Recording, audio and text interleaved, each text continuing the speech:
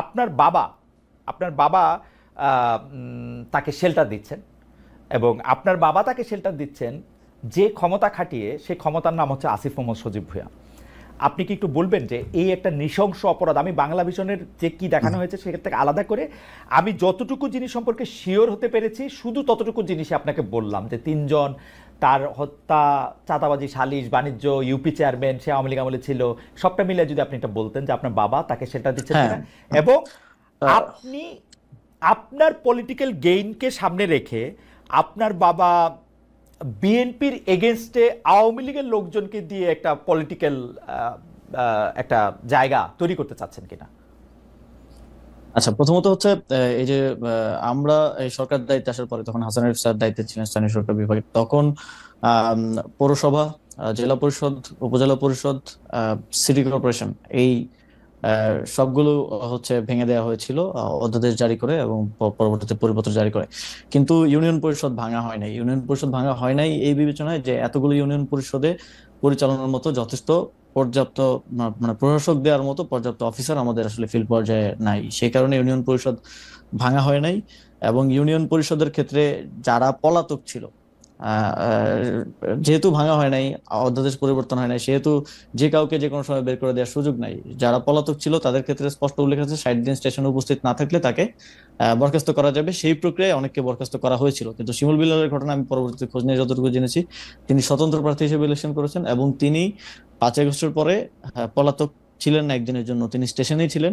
তো নিয়ম অনুযায়ী আসলে তাকে ইয়া করা হয় নাই। এবং এই যে একটা রিপোর্টে বলা হয়েছে যে সব ইউনিয়ন পরিষদ চেয়ারম্যানদেরকে অপসারণ করা হয়েছে, এটা সম্পূর্ণ মিথ্যা। এই সংক্রান্ত ইউনিয়ন পরিষদ অধ্যাদেশ তখন ইয়া করা হয় নাই, তখন অ্যামেন্ডমেন্টও করা হয় নাই এবং পরিপত্র জারি করা হয় নাই। ইউনিয়ন পরিষদগুলো আগের মতোই বহাল ছিল। শুধুমাত্র যারা পলাতক ছিল, স্টেশনে ছিল না, যাদের বিরুদ্ধে অনাস্থা এসেছে, আইন অনুযায়ী তাদেরকে একটা সেকেন্ড, অপসারণ মানে করা আপনি কি হয়েছে। বলতে চাচ্ছেন যে জনাব শিমুল বিল্লাল আওয়ামী লীগের রাজনীতির সাথে জড়িত ছিলেন না?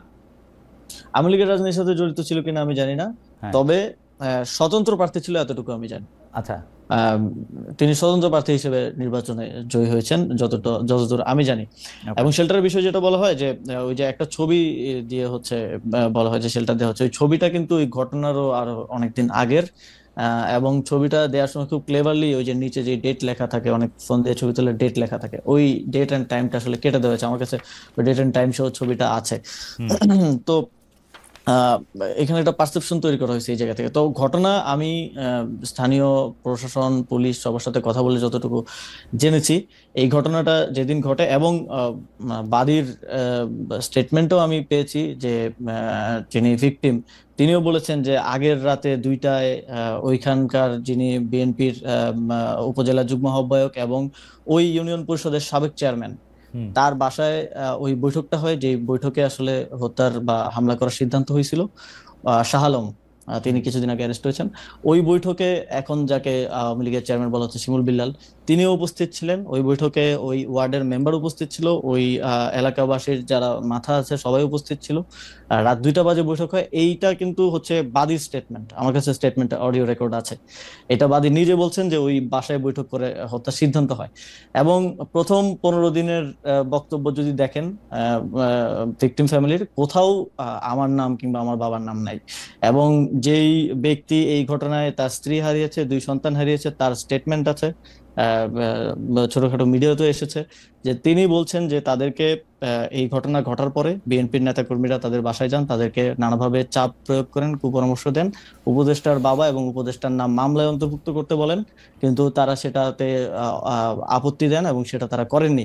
কিন্তু পরিবারের আরেকাংশকে এবং তার মেয়ের ব্যাপারে যখন আমরা বিভিন্নভাবে তার সাথে কথা বলার চেষ্টা করি, তিনি বলেন যে তার মেয়েকে তিনি আর সেই সময়ের পর থেকে পাচ্ছেন না, তার মেয়ে অন্য জায়গায় আছে। এবং এই যে বিভিন্ন ধরনের স্টেটমেন্ট, বক্তব্য, যেটা প্রথম 15 দিনে আসে নাই। আপনি তো যে কোনো হুম। ক্রাইমের হুম। ইয়ার ক্ষেত্রে যদি আপনি ভিকটিমের বক্তব্য নেন, তাহলে তো আপনার ফার্স্ট বক্তব্যটা বিশ্বাসযোগ্য হওয়া উচিত, যেটা পরবর্তীতে তাদেরকে এবং আমরা এটা কি এরকম হতে পারে জনাব ভূঁইয়া, এটা কি এরকম হতে পারে যে প্রথম দিকে আপনার ভয়ে তারা সত্যি কথা বলতে পারেন নাই?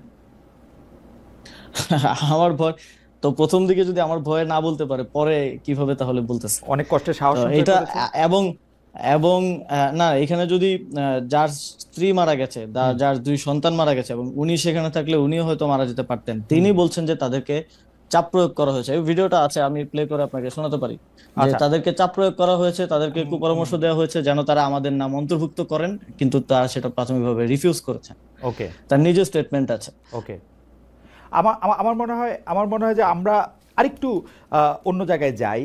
যে সম্প্রতি আপনার বাবা বিল্লাল হোসেনের বিষয়ে আরেকটা অভিযোগ এসেছিল, যেটা আপনি আসলে স্বীকার করেছেন, যে একটা ঠিকাদারি লাইসেন্স হওয়ার পর আপনি এটা বিব্রত হয়েছিলেন। আপনি বলেছিলেন যে সেটি আসলে একটি ভুল এবং এটি প্রত্যাহার করা হয়েছিল এবং তার এটিকে নিষেধ করা হয়েছে। কিন্তু আমরা দেখেছি যে একটা স্কুলের সহকারী প্রধান শিক্ষকের উপর অত্যাচার, যেটি আসলে মানে তাকে বিবস্ত্র করে অমানবিক নির্যাতন চালানোর কথা, তিনি এই অভিযোগ করেছিলেন যে বিল্লাল হোসেনকে 2014 সালে বহিষ্কার করা হলে, তখন আমি ভারপ্রাপ্ত প্রধান শিক্ষক হয়েছিলাম, সেটাই বিল্লাল হোসেন অর্থাৎ আপনার পিতা, সেটাই তার আসলে এই মানে প্রতিশোধ নেয়ার কারণ।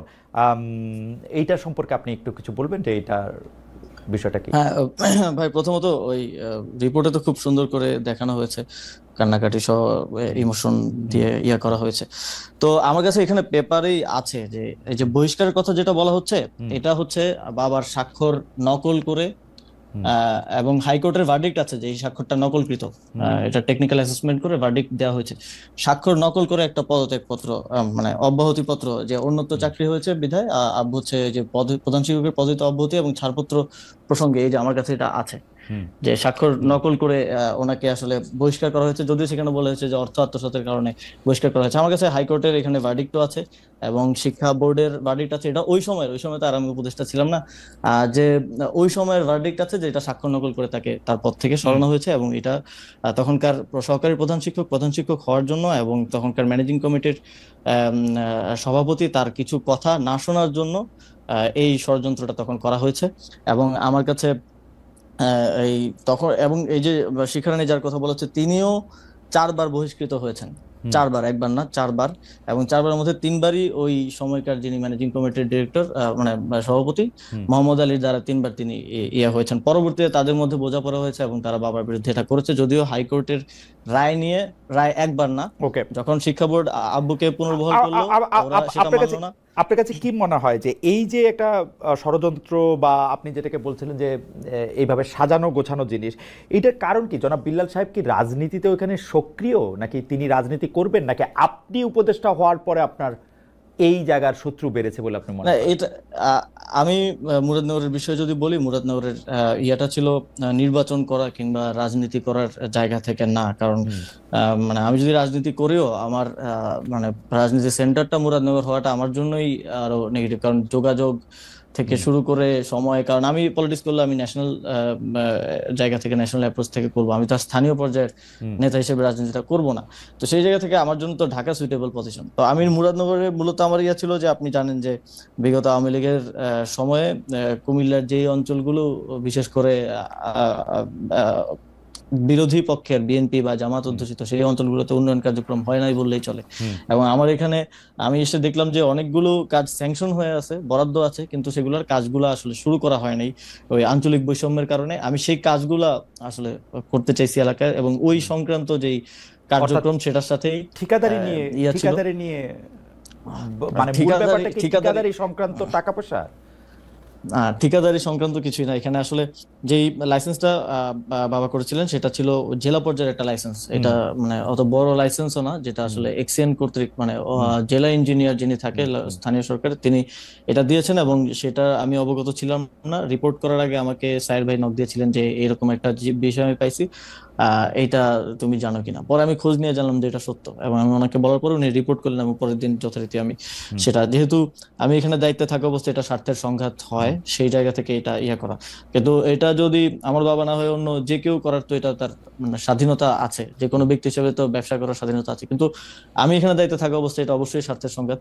যদিও আমাদের দেশে কোনো এমপি মন্ত্রী স্বার্থের সংঘাতকে কোনো অপরাধ বা ইয়া হিসেবে বিবেচনা করে কিনা আমি জানি না। কারণ আমি যদি, আপনি যদি এখনো দেখেন যে সাবেক কোনো এমপি মন্ত্রী ছিল, আপনাদের প্রধান উপদেষ্টা করেন না, তিনি গ্রামীণের নামে অনেকগুলি জিনিস নিয়েছেন যেটা উনি পরে নিলেও পারতেন, নিজের ইয়েও বাদ দিয়েছেন অনেকগুলা। নিশ্চয়ই আপনার ক্যাবিনেটে আলোচনা করেন। সেটা ভিন্ন প্রসঙ্গ। তবে আমি সেটাকে কোনোভাবেই ইয়ে করে নেই, প্রশ্রয় দিই নেই, এবং সেটা আমরা কিন্তু বাতিল করেছি সাথে সাথে, এবং আমি বাবাকে বুঝিয়েছি। এবং তার ওই ঘটনার পর থেকেই মোস্টলি গত 5 মাস বাবা আমার বাসায় আছেন। উনি স্কুল থেকে ছুটি নিয়েছেন 6 মাসের, হুম। যে স্কুলে উনি প্রধান শিক্ষক সেখান থেকে ছুটি নিয়ে বাসায় আছেন। আমি বুঝিয়েছি উনি বাসায় থাকছেন, যেহেতু বাইরে গেলে নানা ধরনের বিতর্কে জড়ানোর একটা চেষ্টা আছে। এবং খালেদ ভাই, আমার কাছে এই যে রিপোর্টটা হয়েছিল সেই রিপোর্টের সব পেপার একদম এভিডেন্স সহ আমি একদম নিয়ে বসছি ওকে, আজকে, আমার আমার যদিও আমার হয়তো এত আমার সময় হবে না ইয়া করার। না না, অবশ্যই তো সময় হবে। আমি এটা নিয়ে কথাও বলতে চাই, কিন্তু দুটো বিষয় আপনার একটু প্রশ্ন আছে। আমি প্রথম কথা হচ্ছে যে আপনি এটা একদম পরিষ্কার করেছেন যে মুরাদনগর বা স্থানীয় রাজনীতির ক্ষেত্রে আপনি নিজেকে রাখতে চান না, স্থানীয় এলাকায় এমপি হওয়াটা সেটা আপনার জন্য নানা কারণে এটা এখন কঠিন। তো এইটি তো মোটামুটি পরিষ্কার, আপনি রাজনীতিতে এলেও আসলে মুরাদনগর থেকে আসলে নির্বাচন করার ব্যাপারে আপনার কোনো ইচ্ছা নাই। সেটি আসলে মূলত ওই এলাকায় যে কাজ বা উন্নয়ন কর্মকাণ্ডের মধ্যে থেকে আসলে ভাগবাটোয়ারা নিয়ে এটা হইতেছে, এটা একটা পরিষ্কার বিষয়। দ্বিতীয় জিনিসটা, আপনি যেভাবে বলতেছেন এবং যে এভিডেন্সগুলো এখন আপনার হাতে আছে, সেই ক্ষেত্রে আপনি এটা আদালতে ট্রাই করবেন কিনা, যা যেসব অভিযোগগুলি করা হয়েছে আপনার বিরুদ্ধে বা যারা আপনার বিরুদ্ধে অভিযোগ করেছেন, যারা আপনার বাবার বিরুদ্ধে অভিযোগ করেছেন, ব্যাপারটা আপনি আদালতে তুলবেন কিনা? হ্যাঁ, প্রথমত কেউ লিগেল কোনো অভিযোগ তো করেন নাই। হুম। এখানে ডিফেমেশন করা হয়েছে এবং এক ধরনের পারসেপশন তৈরি করা হয়েছে, হ্যাঁ। সোশ্যাল জাস্টিস হয়েছে আর কি, এক ধরনের হ্যাঁ, আপনি ডিফেমেশন ফ্যাসিস্ট স্যুট বানায় করবেন দেওয়া কিনা, হয়েছে। মানে এর চেয়েও অনেক তো ছোট কারণে অনেক হ্যাঁ, মানুষ ডিফেমেশন স্যুট করে। অবশ্যই অবশ্যই আমি ডিফেমেশন স্যুট করব, এবং সেই জন্য আমরা সব এভিডেন্স একত্র করেছি। এবং যেহেতু একটা রিপোর্ট হয়েছে, সেটার একটা রিবাটালও আমরা তৈরি করেছি। আমি যদিও মানে ওপেন আহ্বান জানিয়েছিলাম বাংলাদেশের যে কোনো মিডিয়াকে এটা নিয়ে একটা ফ্যাক্ট বেসড ইয়ে করার জন্য। আপনি চাইলে আপনিও করতে পারেন। হুম। দুই পক্ষের কথা শুনে, ওর কিন্তু একপাক্ষিক রিপোর্ট করা হয়েছে। দুই পক্ষের কথা শুনে আমাদের কাছে যে এভিডেন্স আছে এগুলো নিয়ে জনবিশ্বাস একটা রিপোর্ট করার জন্য। জনবিশ্বাস হোসেনও একরকম, মানে এটাতে কি বলে, একরকম চ্যালেঞ্জই আমি বলবো। তিনিও তরুণ, প্রায় আপনার থেকে একটু বড় অবশ্য, কিন্তু তিনিও তরুণ, তিনিও একরকম চ্যালেঞ্জ জানিয়েছেন। তো আমরা মনে করি যে এইসব বিষয়গুলি নিয়ে যদি কোনো ডিসপিউট হয় সেটা আদালতেই এটার মীমাংসা করা উচিত, এবং সেই ক্ষেত্রে নিশ্চয়ই আপনি উপদেষ্টা, সেই জন্য আপনি কোনো বাড়তি প্রভাব আপনার থাকবে সেটা আমরা মনে করি না। আমরা মনে করি আদালতেই এটির সমাধান হওয়া উচিত, যদি এরকম কোনো। না, অবশ্যই আমি আমি উপদেষ্টা হয়ে আর যাই হই, আমার তো মানে বিচার চাওয়ার অধিকার আছে। তো সেই জায়গা থেকে এটা আমরা আইনি ব্যবস্থা নিব, এবং সেই জন্য প্রয়োজনীয় সকল ডকুমেন্টস সহ সবকিছু আমরা